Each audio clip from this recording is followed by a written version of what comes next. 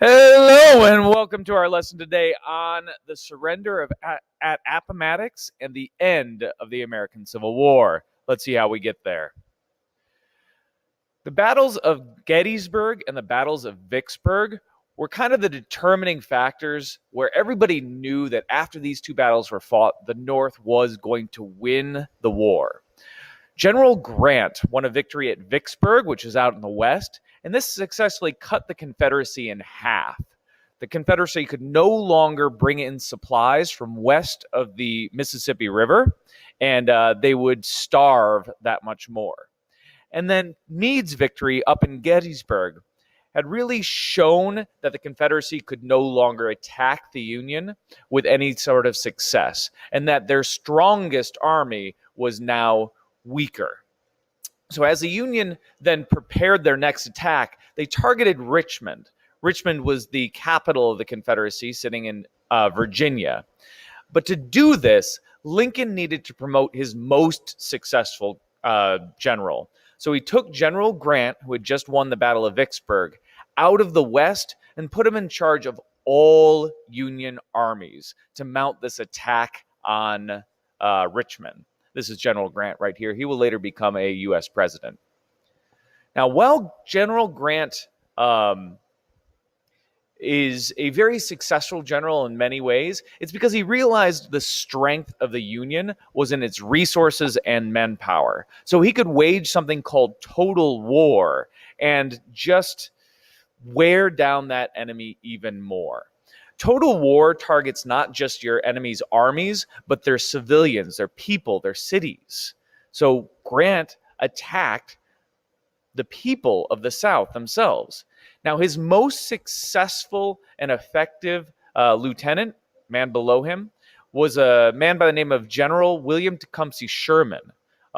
General Sherman is still hated in the American South to this day for his total war.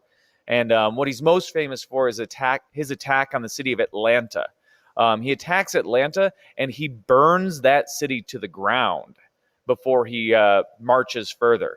Sherman's march to the Atlantic, his march to the sea after the burning of Atlanta, leaves a scar across Georgia about 60 miles wide, where he burned every field, every farm, every village along the way to show the South what would happen if they continued to resist the North.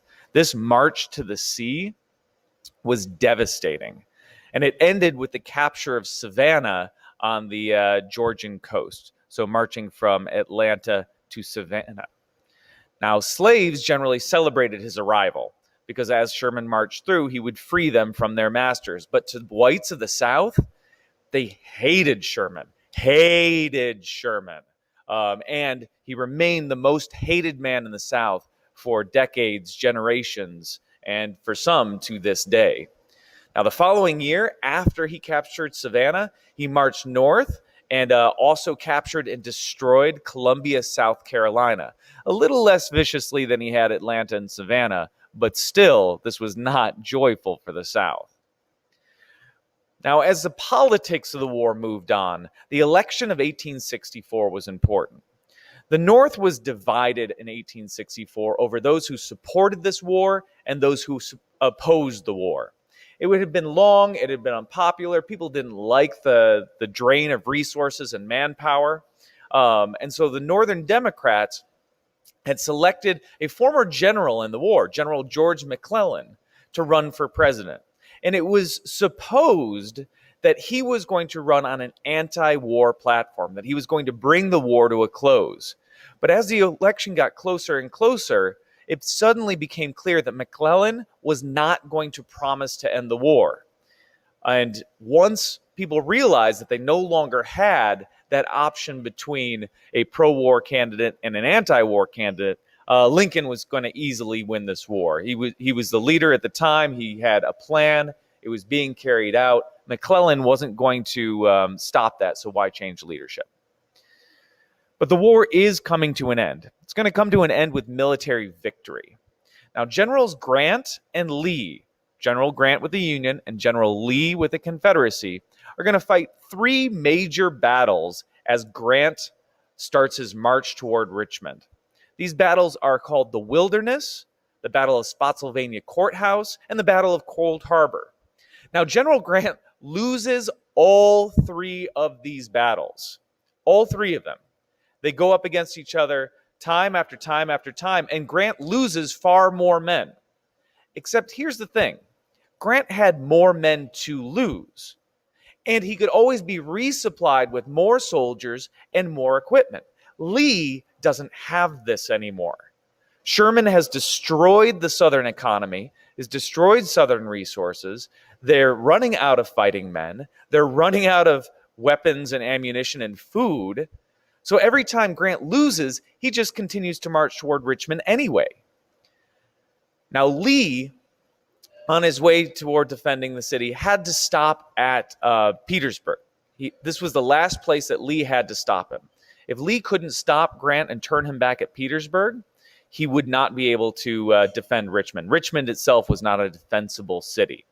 So when Grant attacks Petersburg, they both know that this is potentially the last battle of the war.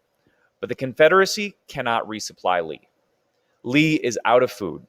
He's out of ammunition. He cannot continue to defend that city. Nobody can get any more supplies to him. So Grant will take Petersburg. And when Grant takes Petersburg, the city of Richmond has to be abandoned. The Confederacy has lost its capital city. Now, General Lee at this time knows this war is over. There's nothing left to defend.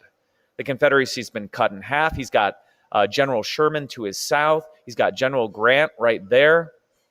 He can't win this war. So he requests a meeting with Grant, wants to sit down with General Grant. And the two of them meet at a place called Appomattox Courthouse on November 9th, 1865. At this meeting, General Grant looks across the table. He sees General Lee. He sees an American who has put so much into this fight. But the war is over. If the war is over, then these rebels are no longer rebels. They're now Americans. There is no Confederacy anymore, just the United States of America. So Lee gets very generous terms of surrender. Grant is going to let those Confederate soldiers go home. He's not going to imprison them. They get to go home because they are once again his countrymen. The Union has won the war. Now the Union gets to celebrate this victory, gets to celebrate the fact that they've won the war for about 5 days. 5 days of jubilant celebration. Everybody is happy. But on April 14th, just 5 days later, President Abraham Lincoln is assassinated by John Wilkes Booth. He's at the Ford Theater in Washington. Booth shows up behind him, shoots him in the back of the head. Lincoln's assassination is, of course, a sad thing for the nation, but it's a true tragedy for the South. Lincoln was well-equipped, well-respected, and prepared to help the South to rebuild. He was kind of like Grant in this. The war is over. They are our countrymen. This is not about punishing them.